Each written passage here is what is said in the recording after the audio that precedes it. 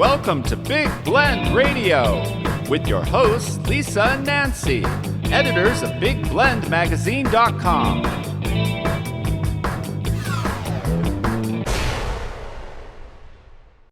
Welcome to Big Blend Radio's first Friday Toast to the Arts and Parks show with Nancy Reed and Lisa Smith. We're the mother-daughter publishers of Big Blend Radio and TV magazine and Parks and Travel magazine. We're also full-time travelers on the Love Your Parks tour. You can see all of it at BigBlendMagazines.com. Very excited about today's show. We are going to be chatting with Artist-Alice-Leese again. Artist-Alice is a West Texas-based rancher and painter. She's an amazing artist, and we got to chat with her at the end of 2018 when she was the artist in residence through the National Parks Arts Foundation at Fort Union National Monument in northern New Mexico. In fact, Nancy, we just drove by there. We should have stopped. Yeah, we did. I know. We yeah. keep going oh, everywhere. really? I know. Yeah, we right just there. said, hey, y'all. I know. But everybody, go take a look at Alice's website, Artist-Alice-Leese.com. That's L-E-E-S-E, Artist-Alice-Leese.com. And you can have a look at her awesome work. Very excited because today she's not, she's not in Texas. You're not in Texas anymore, Alice. And she's not in Fort Union, New Mexico, but she's at Hawaii-Volcanoes-National-Park, which is really exciting. Also joining us on today's show is Tanya Ortega. She is the founder of the National Parks Arts Foundation, which puts these awesome artist residency programs together in national park units where artists like Alice gets to stay like for an entire month in a national park to create. So welcome back, Tanya. How are you? Thank you so much for having me. I am great. Well, Good. Awesome. Well, you're in Hawaii. You've got to be great, right? Are you near where Alice is? Are you near the volcano today? Nope. I think we're about an hour and a half drive apart. Oh, that's not I'm on the west side. Oh, she's on the west side. Well, let's go to the east side. Alice, how are you liking Hawaii so far? First of all, thank y'all for having me on here. And how am I liking it? It's wonderful. It's paradise. Oh man. I just can't tell you how green it is. We spend all our time walking around and stuff, looking at trees and saying, "Look at that tree." No, look at that tree. Look how big it is. No, look at that one. Look how big it is. See, you can tell you come from the high desert, right? Because that's how Nancy and I are. We're in Colorado today, and there's green trees, and you literally, like when you see green meadows or green trees, you want to roll in the meadows, or you really do want to just get really close to the tree. Take off your shoes and you want to take off your shoes and walk through the grass and sit under the trees and go up and touch them. And coming from the Chihuahuan Desert, it's quite a difference. Everything here is green, and there are flowers and trees, and y'all have this stuff called humidity, and I'm not used to that. Being from the desert, sometimes our humidity is like 2%, so nothing dries, and I'm great with that. I feel like a raisin, that got dumped in some water and it just kind of plumped up, How's your hair? It is great. Does it go back to the desert and shrink. Does it change for you because you do a lot of plein air art? Does it change for you in doing plein air from going from the desert and then the high desert up to like here you are in humidity? Does it change? Yes, it does. I've noticed there are certain subsurfaces that do better, and without getting too technical, a surface that will soak up the oil paint quickly will work better. I've noticed, because it takes a while for everything to dry here. In the desert, I have to use a medium, an oil-based medium, to keep everything from drying so fast. But here, it just days, and it's still not dry. Wow. So, in the materials, there's a difference. Yeah. That's interesting to do. I totally understand that. When I was doing a tour in Africa and places that were so humid, I found I had to get rid of oil paints and go to acrylics. And then I found Right. a happy medium in a paint called alkydes that were kind of half-half. Yes. Yeah. Yeah. Yeah. I quit using acrylics in the desert because your Yeah. brush could dry and stick to the canvas. So do That's the how dry it was. bugs. Like your brush is stuck Yes. to the canvas, and there's two bugs stuck on the canvas. You're like, what? Oh my Right. gosh. Right. Wow, this is interesting. I got to go to Tanya on this because it was a few months ago. She was on the show. We were talking to Danja, and Danja Burris was up in Chaco Canyon, the Chaco Cultural National Historical Park, and Tanya comes on and she's like, well, today, because I always like to know where Tanya is because you never know. She could be in a hammock. You know, she could be at the volcano playing with lava. You know, sometimes she's in another state. You never know. But that day she was like, no, I was trying to paint. I was doing plein air painting on a golf course. And so are you getting any inspiration from Alice, Tanya, for your plein air painting? Oh yes, she was kind enough to do a workshop the other day, and Oh, nice. and it was right on the rim of the volcano. Oh, cool. Wow. So it was really nice. I mean, other people were inspired too. How many people did we have? 10, 12 people? Anyway, it was a good sized class. Awesome. Yeah, it was good. So everybody got inspiration that day. Did you get to paint? Did you all paint together? Yes, we all did. It was called Postcards from the Edge, and we were right on the rim, and we could see right down into the I guess it's called the caldera, and we all got to, all the participants got a little postcard size canvas, and we all painted there together, and it was great fun. Oh, how cool. Tanya, did you paint? This is very important. Thanks for asking. I did not. By the time I was ready to paint, everybody was winding down because I was kind of running it. The superintendent showed up. So I chatted with her for a little while, and she was real impressed with the workshop. I think a lot of people and visitors too were stopping and looking, and I think a lot of people wanted to join. See, that's cool.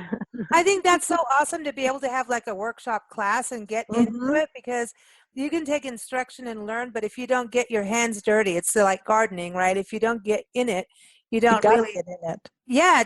Alice, tell us a little bit about, for you, did you get your hands in it when you started learning how to paint and then going out to do plein air painting?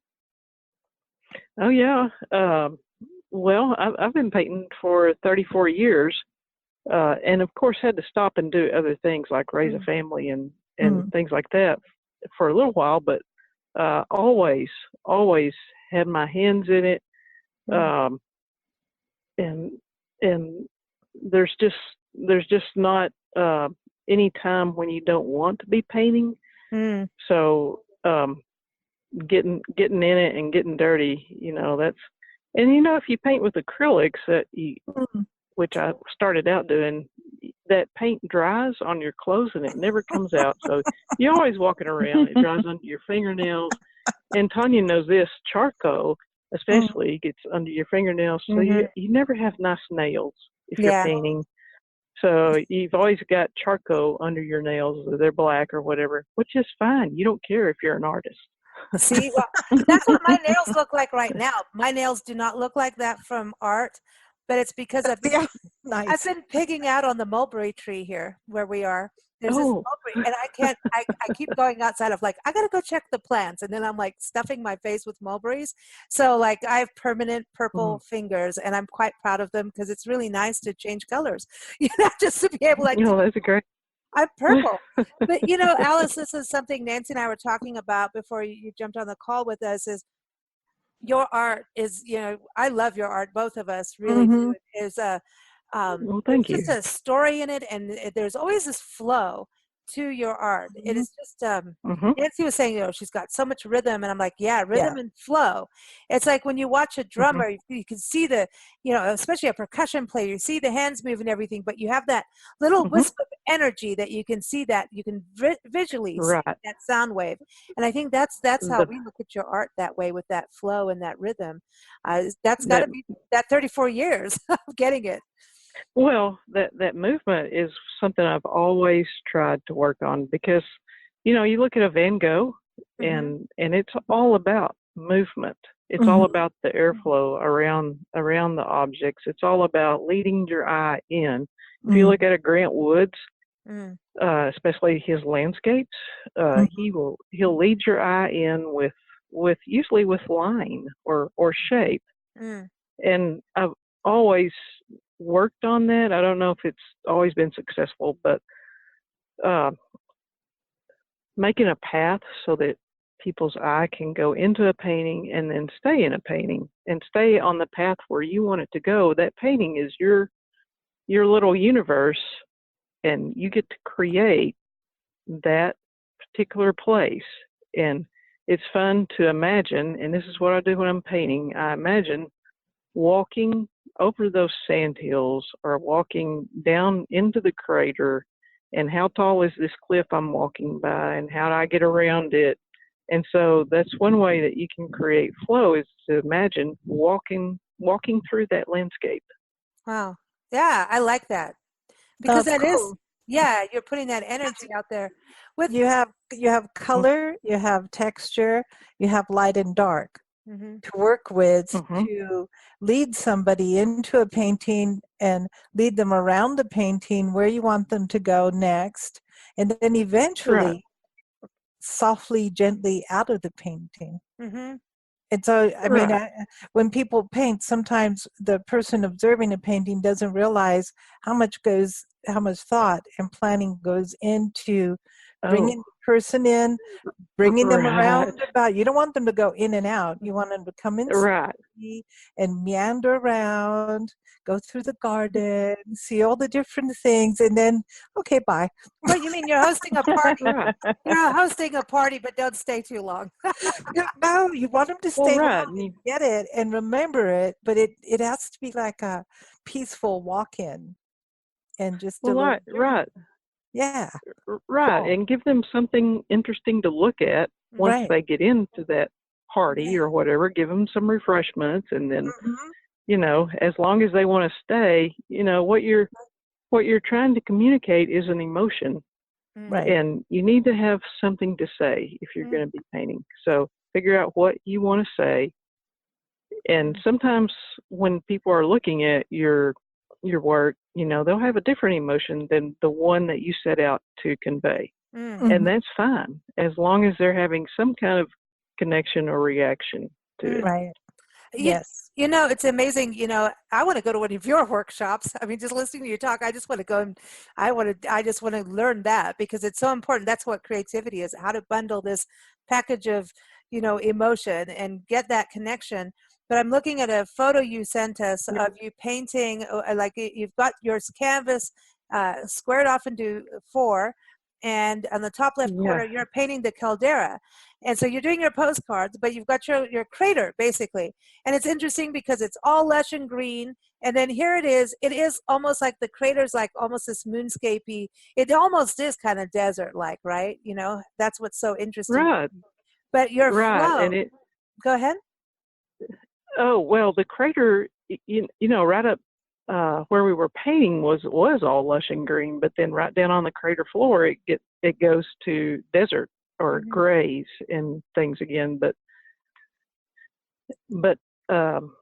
trying to portray those grays and lines and show what it's like down there on the crater floor is, that was a very difficult subject. I don't know if all the class participants, and I tried to tell them this is going to be difficult, because you really, you can push those values down on the crater floor. You can make them darker to make it look like we're closer to it and to make a better painting. But what you're really seeing, it's pretty, it's in a very narrow range of the value scale. So you're going to have to push it. You're going to have to make it interesting. And that's one thing that artists need to do. You've got to make it interesting so that people want to look, so they see what you're feeling in that landscape. They see your attachment to it, and then they can take that away from it. They'll see more after they see paintings of a place than sometimes they see when they're at a place.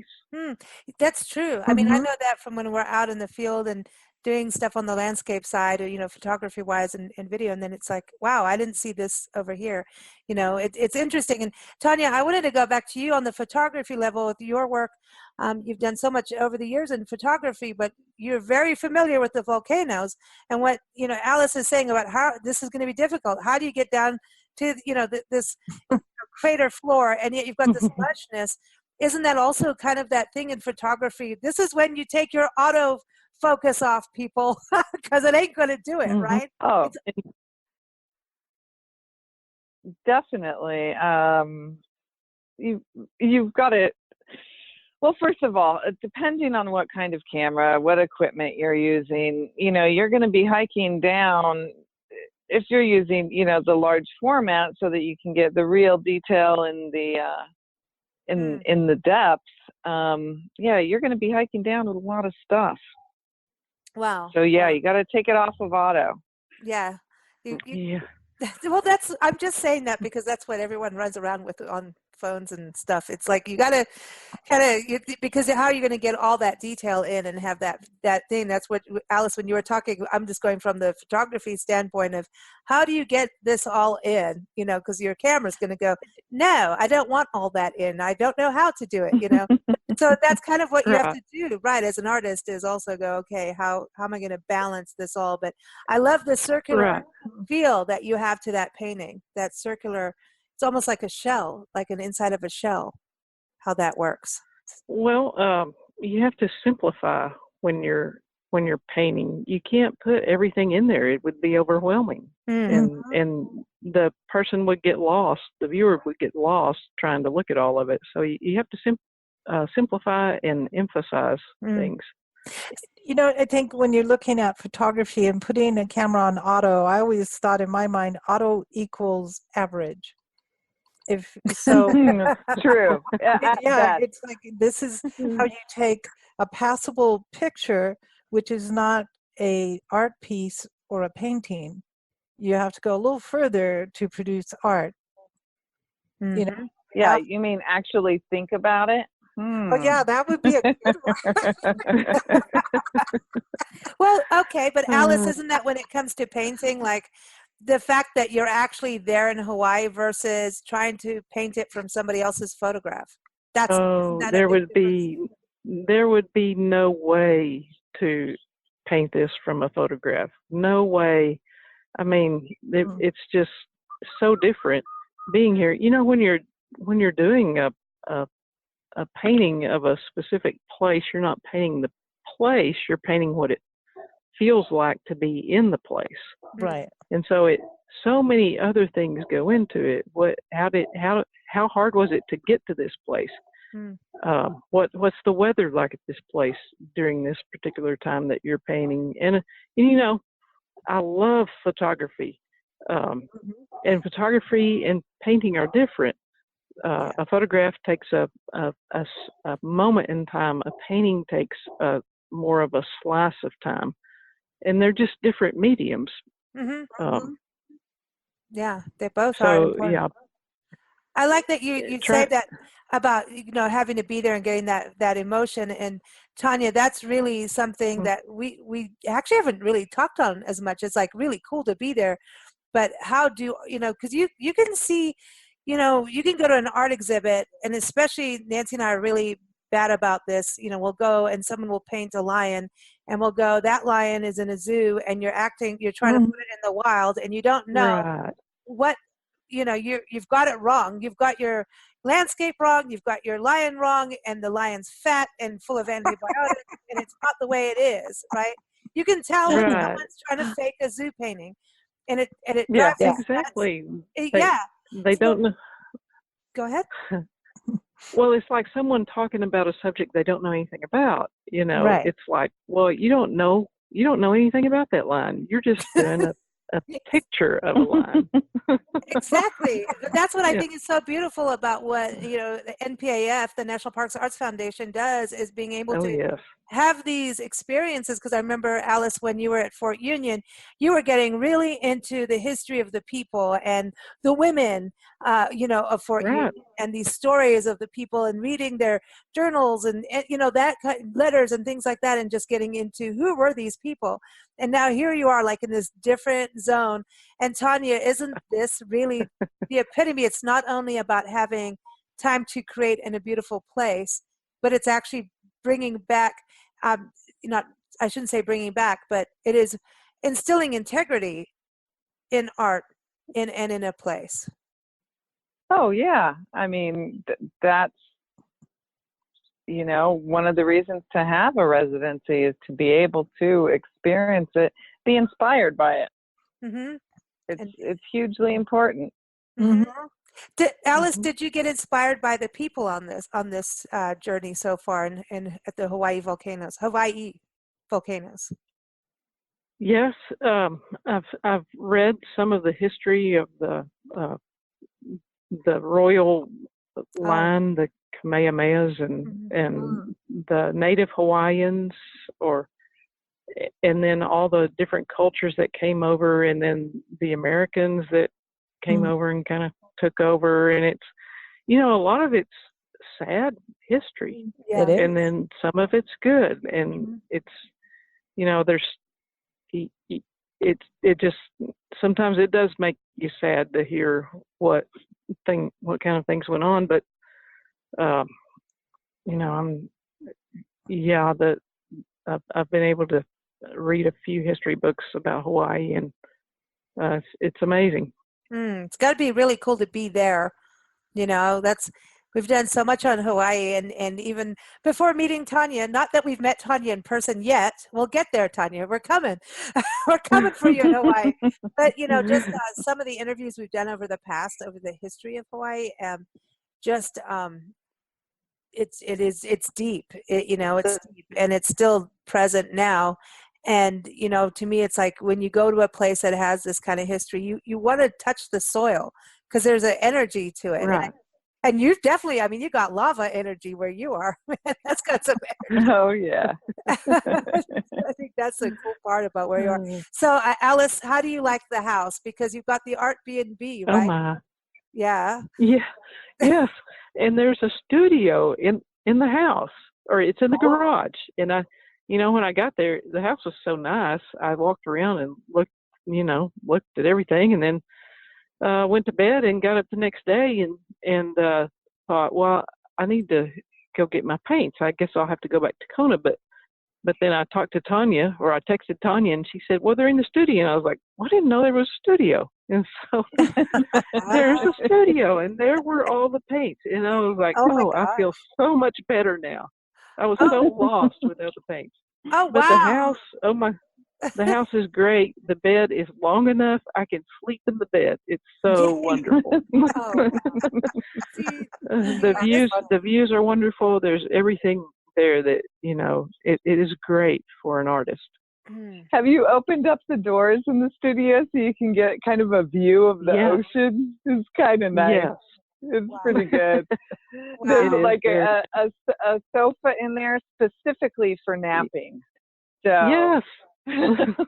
Our artists take naps. It's very tiring work. It's important. Tanya's definitely gone into Hawaii mode when you get to have those naps. She's like, chill out. It's island time. You're supposed to enjoy the breeze and take a chill. This is awesome.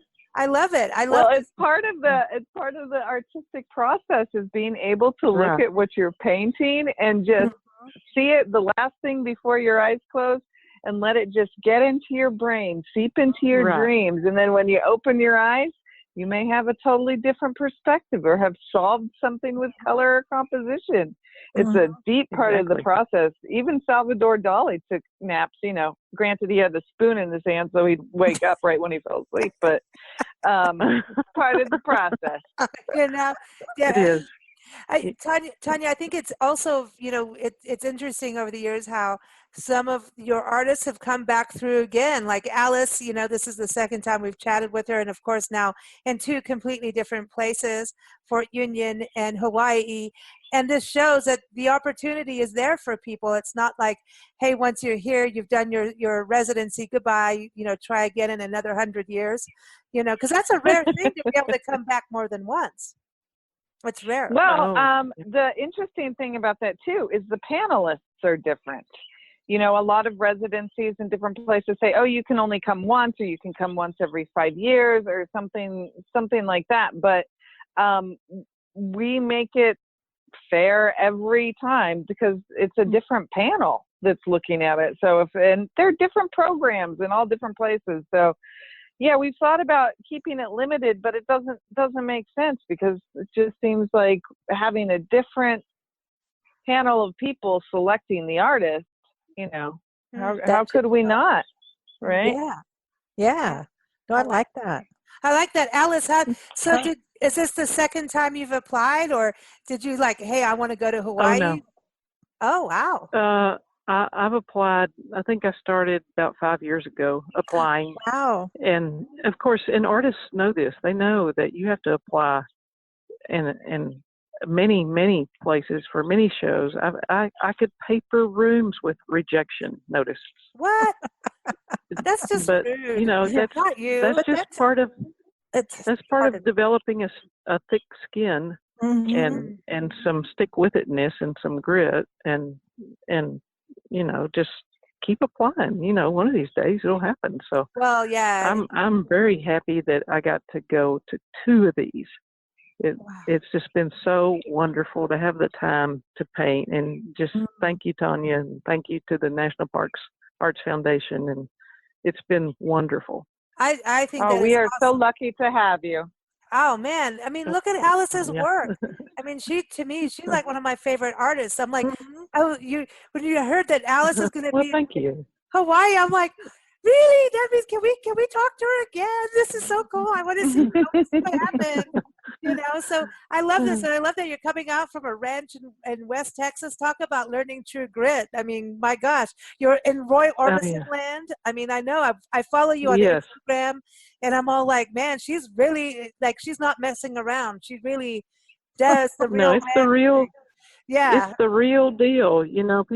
Sometimes people think you live on a ranch. They think it's a 20-acre ranchette. And I'm like, no, it's a ranch, the kind that makes you sweat, the kind that you have to get up and go to work on every day. The cows, they need food and water every day. Wow. Yeah. Of course, we raise them on grass and rainwater. We need rain. We need water troughs and windmills, and lots of days were spent all day horseback. And still are. That's just the way we work our cows. It's the best way to work them, and it makes the least amount of damage to the landscape is to get horseback, go gather the cows, and that way we're not running all over the land with 4-wheelers and things and doing damage. So we're very green. We don't use any kind of herbicides or any fertilizers or irrigation or anything. It's just all real green. I'm glad to hear that, because I've seen people ranch the way you were saying. I've seen them with 4 wheels, ATV things going after the cattle, and it just it never felt right with me, because I'm like, and I'm personally known for always finding cattle everywhere we go, wherever public land and stuff. I will always find the cows. I'm known for it. Really. Oh yeah. No joke. But I have to tell you, Tanya, when we were in Santa Fe a few weeks ago, we went up. One of our last things was to go up to the Santa Fe National Forest. And here, we go from Santa Fe, everything's adobe and all that sense of place of history and art. And all of a sudden, within 10 minutes, here we are in this lush green forest. And I mean green, pristine forest. And we're like, wow, look at this. And little waterfall things trickling down. And we went to turn around where the ski area is, and there were 2 cowboys on horseback rounding the cattle up amongst the cars. I'm like, seriously, I was like, take a photo quick. I mean, it's like they're still here, you know, and I think there's something part of that. Do you feel like that applies to your art of being understanding that we talked about the energy and the flow? Do you think that ranching gives you a sense of that energy and connection to the land to be able to paint it the way you do? Right. Right. Ranching sort of gives you a sense of history and a sense of things taking time. And so with art, you know, you take the time, you put in the hard work, you put in the long hours, and you look at art history, because you know that in ranching, what your grandfather did is going to affect the great grandkids. And so what I put in this painting, you know, they may look at this, if they don't burn it up for firewood in 40, 50 years, and they may want to know what this landscape looks like. So why don't I paint this landscape the way it is now, you know, with all the oil wells and sand mines and power lines and everything. Just paint it like it is now, so that they'll know what it looked like in a 40 years or so. That's really powerful. And then also looking at art history. Art history plays. My favorite book is the art history book, and you know, to have a good art history book, it has to weigh at least 6 pounds. and have lots of pictures. And I love art history. And I probably wouldn't have said that when I was going through school and falling asleep every class, but I do really love it now. It shows through your art. It's about how it's presented, and it's just taking history as a general topic. It's fascinating when it's done right, and it's one of the hardest things to do is to present history in a way that people will relate to it, you know, so they can remember it. And if you can memorize dates like we all had to do in high school, and the war of this was then, and you don't really know what it was about, you don't care, but you got the date right, so you get A on the test. You know, it's so history is difficult. It really is. That's the role of art in history is huge. And like big. When you were in Fort Union, I think that was one of those amazing places, because how long are those ruins going to stay there? You know, and you painting them was such a huge deal. And Tanya, look at Gettysburg. Now I want to see Alice in Gettysburg. You know, she'll fun. She'll wrangle. She's going to wrangle the ghost out of the Klingle house. I'd love to go there. I know, but that whole part to me is that sense of place that just watching some of the artists, Tanya, like Nick Collier, when Nick was doing his photography there and put himself in the battle scenes, just blew me away, because he did it like a then and now, you know. It's just like, wow, you know. So I don't know. I just get all giddy about this every time we do an artist conversation that's in a park. I get all giddy because, you know, just when you're saying about capturing this moment in time right now in a park, it's very, very valuable. A lot of our parks are dealing with climate change, or the effects of the environment, or the effects of, you know, urbanization encroaching into park areas. So when you are painting, I mean, it's like Teddy Roosevelt National Park. I mean, they're doing things outside there that are changing the landscape. And parks may try and do the best they can to preserve and protect exactly what's in those boundaries, but encroachment is encroachment. So it will change over time on those, you know, those border areas. And definitely Hawaii-Volcanoes is changing all the time. So that's going to be, right. You know, if having a visual to go with the memorizing the names and dates helps. And then artists and photographers, I feel like they're contributing to the historical record, and that people can go back and look at those paintings and photographs and see what it was like at that time. Go ahead, Tanya. They really do. We're having right now, with, I think it was yesterday, the flip side of that is we're having people at the parks try to limit artistic expression in or about parks. It's kind of interesting. We just got another request from somebody who knows the foundation. What do? They were at, I can't remember what park it was. I should look it up, but we're told that they can't take photographs. What? At night. They were using a flashlight. There was no one else around. They were kind of in the middle of nowhere, and they were using a flashlight to shine, for the photograph, to get the night sky, and they were ticketed. So they couldn't do it. So it's kind of interesting. Well, I think there could be an endangered species that is nocturnal that you're not aware of, because we found in parks a lot of those kind of things that happen actually have a really convoluted reason, and there's a it's not, how can I say, it's not when a person gets a ticket, they're not maybe told why, and maybe there isn't signs that explain why. They might just say no night photography and leave it at that, but they don't say why, because there's a lot of little tiny animals and creatures that are about to go extinct, and some of them are nocturnal, and flash photography can bother them. It really can. So. Yeah, so they do a big thing like no one does it, but I think that again is different. But it should be explained. Explained, but also with the National Parks Arts Foundation, I know that you work with a park service if there's going to be a special thing. So it's not every person running around and doing it, right?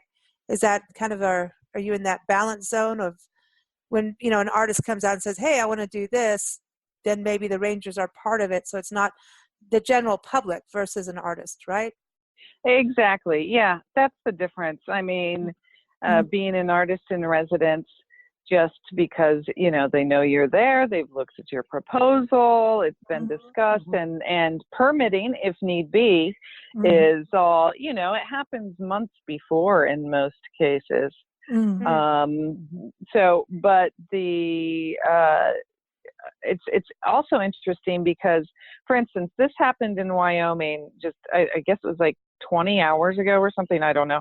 Looking at Facebook here at Grand Tetons. So he was taking photos of the Milky Way. Yeah. Cool. With light photography, like I said, I don't know, flashing some lights. And here's the thing. It looks like if he was in Grand Teton, federal property, and then there's state laws. So he was cited state law WS 23-3-306. And so, it's a real gray area, but if it's not for commercial purposes, the permitting, unless it's something special, which you need a special use permit, but that is a real benefit of the artist in residence. Just they know you're there, they know you, they get to meet you. It's you get a lot of sort of inside stuff happening if you're lucky. So that's good. That's how we feel. In what we do, it's the same thing. We get to go behind the scene in the restaurant and see what's really going down. And it's cool. It's one of my favorite things. It's like you get to see the behind the scenes of the business that people are guests in. It's like, ooh, you get to know, oh, this is the food delivery, or you know what I mean? And not everyone gets to do that because you can't. And it's the same thing as a park. Not everyone can go run wild. And that's where national forests have different laws than national parks. Everybody has a different law, and some of them it's confusing because, like sequoias, you've got the forest and two different. You got a giant Sequoia National Monument attached to Sequoia National Park, attached to Kings Canyon National Park, attached to Sequoia National Forest, and they manage them all working together, but the public doesn't know when they cross over that line. And there's an education thing that does have to happen, but there are things. There are states that are going, we're trying to have a dark sky, and maybe, the photographer could be ruining an experience for someone who came out for just a dark sky. So it's everybody's, I'm not saying who's right or wrong, but it is the communication has to happen. It's going to get stronger and stronger. Those kinds of limitations they're going that way. And so these kind of residencies are really special because you get, number one, you get the attention from park rangers too, man, and you get to learn, right, Alice? Don't you feel like you get more from the park as a resident? Oh yes, the park rangers have always been so nice. At Fort Union, they set me up on a computer and let me look at old photos. Nice. The park rangers, and then Lorenzo at Fort Union, he took a lot of time to talk with me about the history of the park. And then one of the rangers took me around and gave me a tour.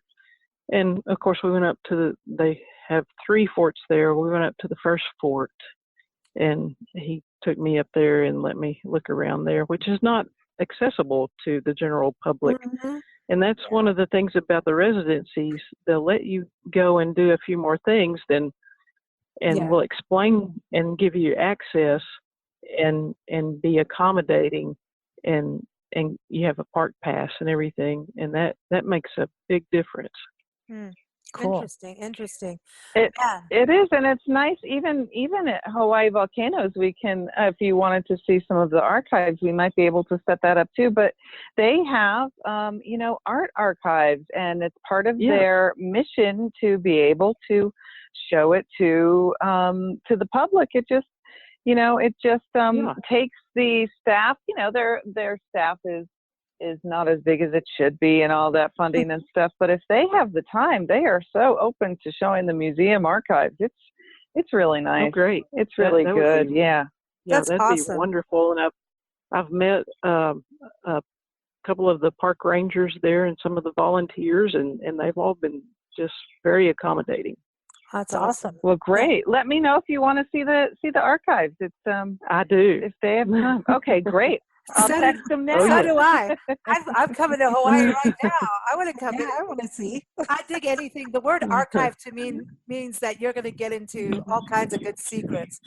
Tanya, any residencies that we should be telling people about, when you're looking August, September, October that are coming up? I know things move in fast, and people, I'm going to always say, go to nationalparksartsfoundation.org and sign up for the newsletter and watch their social media, because opportunities come in super fast. But what's on the horizon that you can let people know about? Well, I've got some great news. We did something super crazy, and we put out super crazy, next summer's Hawaii residencies. I think all June through August we have up, or are going to have up real soon. And it's going to be a super tight window because we're trying to meet federal deadlines for the National Endowment of the Arts to be able to, give more money to the artists in the program. So that's only going to be a few months, if even, to apply. I think it's from now, basically. Yeah, only 4 months, like 3-4 months to apply.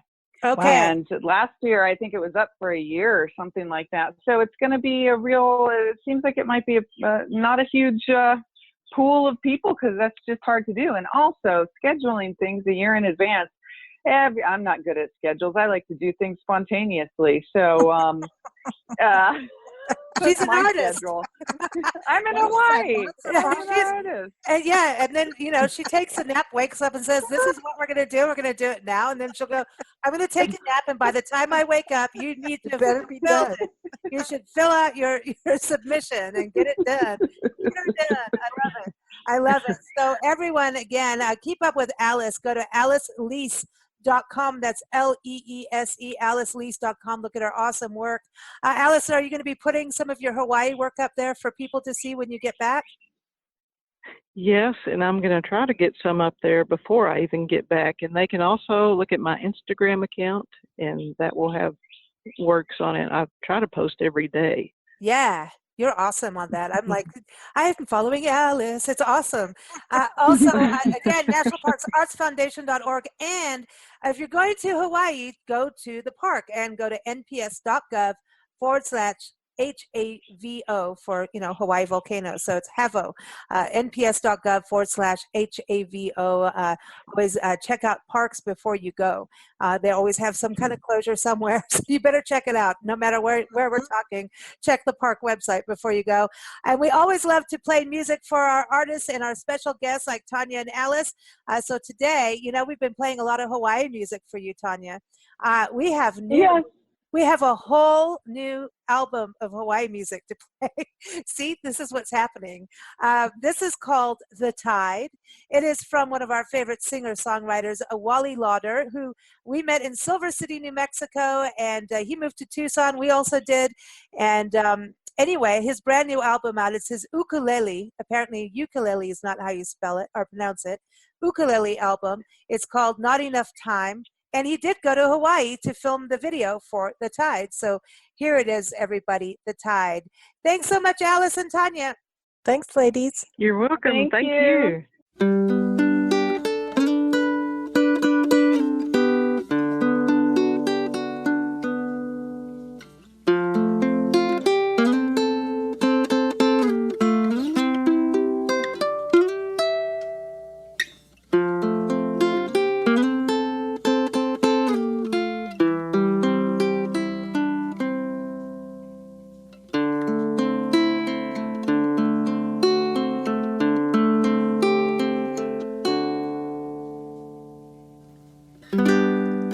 There's a storm over the ocean,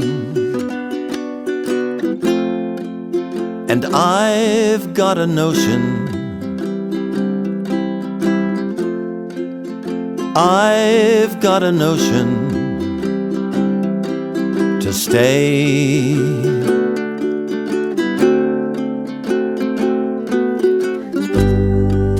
The pulling of the tide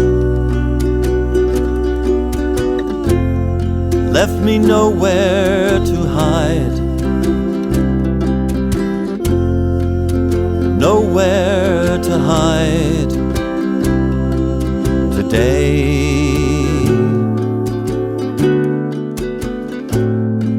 The tide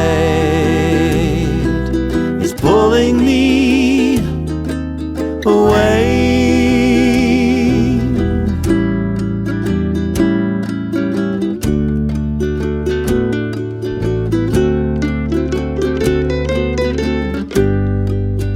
Woman at the train, eyes of blue and gray, eyes of blue and gray, with oceans inside,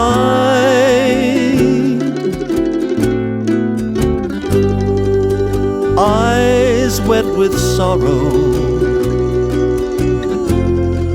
I wonder about tomorrow. I wonder about tomorrow. Today, the tide is pulling me away.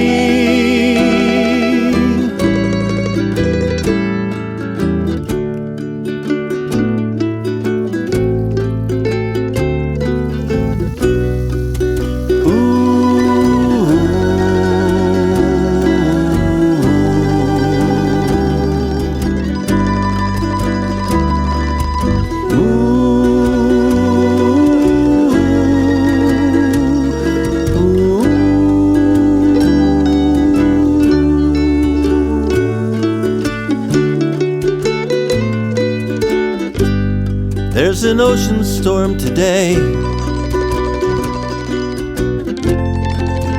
waves of blue and gray, waves of blue and gray, cascading my way. Will I ever be the same? It's only wind and rain, only wind and rain, oceans blue and gray.